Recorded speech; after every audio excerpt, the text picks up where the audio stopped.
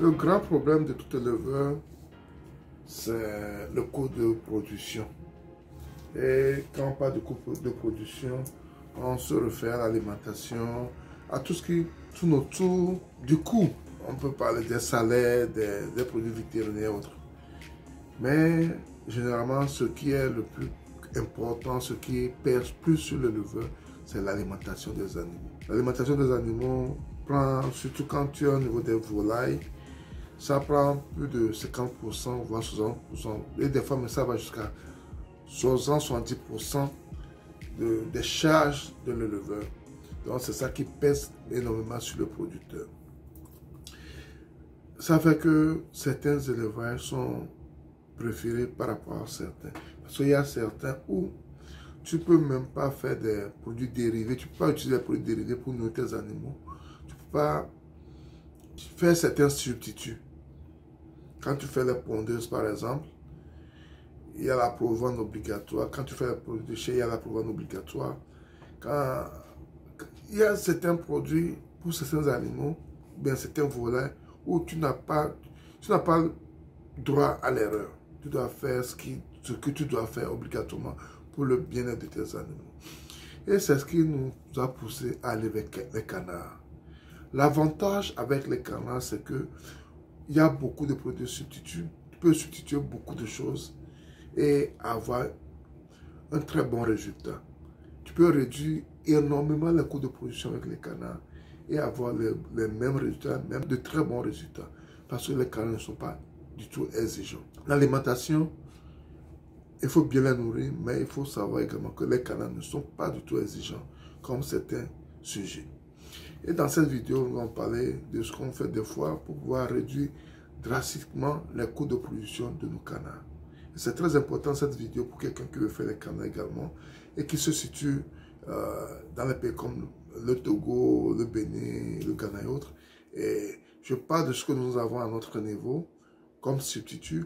Et si tu es dans un autre pays, tu peux essayer de l'adapter à tes réalités également. C'est très important parce que ça va t'aider à vraiment réduire tes coûts de production. Sans plus tarder, passons vite après le générique.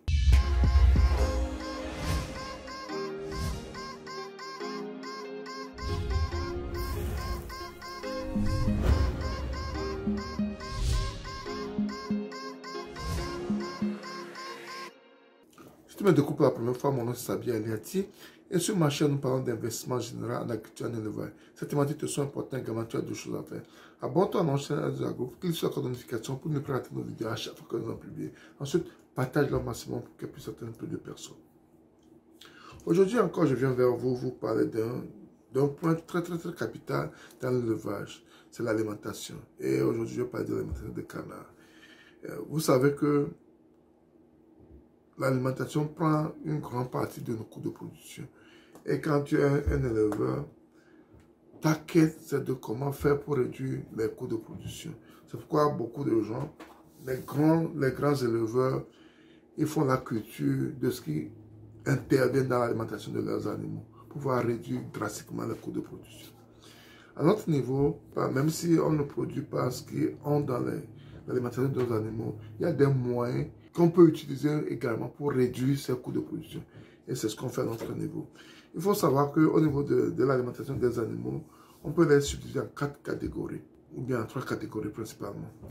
Nous avons une alimentation pour les canetons de 1 à 2 mois. Ils sont encore des bébés. Ils ont une alimentation qui va permettre de croître rapidement. Et à partir de 2 mois, maintenant, on sépare ces canards en 2 catégories. Il y a ceux que nous avons sélectionnés pour la production, ceux qui deviennent les reproducteurs, qu'on va utiliser à notre ferme ou bien qu'on va vendre à nos clients, et ceux qu'on va utiliser pour la vente, pour la chair, pour la consommation. Donc, à ce niveau, l'alimentation s'y diffère. Parce que ceux qu'on va utiliser pour la production ne doit pas être trop gros. Donc, il ne doit pas être trop gras. Donc, c'est par rapport à ça qu'on sait ce qu'on va mettre dans leur alimentation. Et enfin, en quatrième position, il y a ceux qui sont dans la course, ceux qu'on utilise pour la production, eux aussi ne doivent pas être trop gros. Donc, en grosso modo, c'est ça. Maintenant, qu'est-ce qu'on fait à notre niveau de la famille déjà? On fait la provende classique, comme tout le monde. Mais en plus de ça, pour vendre, nous ajoutons des drèches, le reste de certains aliments pour pouvoir réduire drastiquement notre consommation en aliments.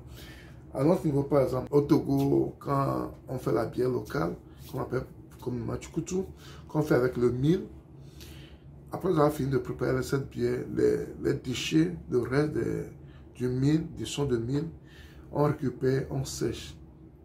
On les récupère, on les sèche et on l'ajoute à notre alimentation.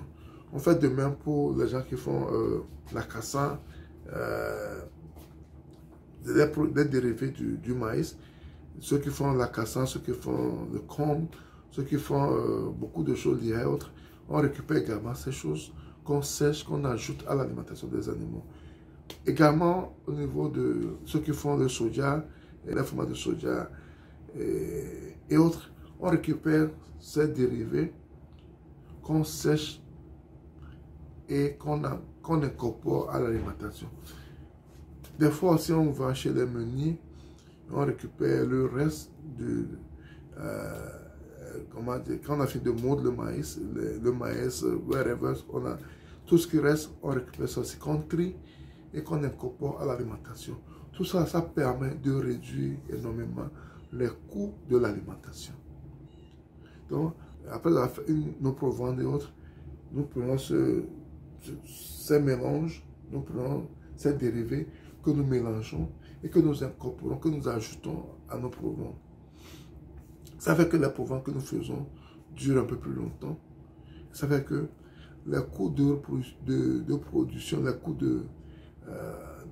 d'alimentation de nos sujets deviennent vraiment deviennent bas. Ce que tu peux pas faire avec certains sujets. Quand tu fais cela avec certains sujets, tu risques de tuer ces sujets. Et en plus de ça, il y a les restes de nourriture, la pâte, le riz, whatever, tout cela, qu'on donne également à nos animaux. Et en plus de cela aussi, on les laisse sortir des fois, aller dans nos champs pour manger des petits herbes, des insectes et autres. C'est de cette manière que nous entretenons nos sujets. Et on fait tout pour utiliser le moins possible de produits vétérinaires. On fait tout pour utiliser le moins possible de produits vétérinaires. Pour le bien de vous, consommateurs. C'est très important. Le coût de production, c'est ça qui tue l'éleveur. Et on se bat pour réduire ça au maximum. On se bat pour réduire ça au maximum. C'est pour ça qu'on a eu à planter des lechonats de moringa et autres sur notre ferme. Et ceux-là, ces plants seront utilisés également pour l'alimentation de nos sujets. Donc, le coût de production est un grand problème pour tout éleveur. Et on s'efforce tant bien que mal de le réduire. Et ce qui est bon, et pourquoi on a choisi les canards, c'est que les canards ne sont pas tellement exigeants par rapport à certains produits. Ils se nourrissent très bien avec ces choses-là. Ils grandissent très bien, ils se développent très bien. Et avec cela, leur prix de vente sur le marché aussi nous encourage à le faire. Et comme je l'avais dit, cette année sera une année vraiment où on va vraiment se concentrer sur les canards. Notre objectif, c'est d'être le meilleur parmi ceux qui font les canards dans notre pays. Et on se bat, on étudie, on fait des recherches pour cela. Et on sait qu'on va y arriver. C'est un défi de 2025 également au niveau de la famille à 2 ans. Donc, je vous encourage beaucoup, ceux qui font les canards, de faire les canards et de trouver des moyens pour pouvoir réduire les coûts de production, comment on le fait à notre niveau. C'était Sabine, c'est ce que je cherchais à partager, c'est ce que je tenais à partager avec vous ce matin. J'espère que vous avez aimé la vidéo. Ne la gardez pas pour vous, partagez-la autour de vous. Et si vous n'êtes pas encore abonné, abonnez-vous à notre chaîne Zago. Cliquez sur la cloche de notification pour ne pas rater nos vidéos à chaque fois que nous en publions. Et surtout, un pouce également qui va permettre à YouTube de diffuser nos vidéos à plus de personnes. C'était Sabine et à la prochaine.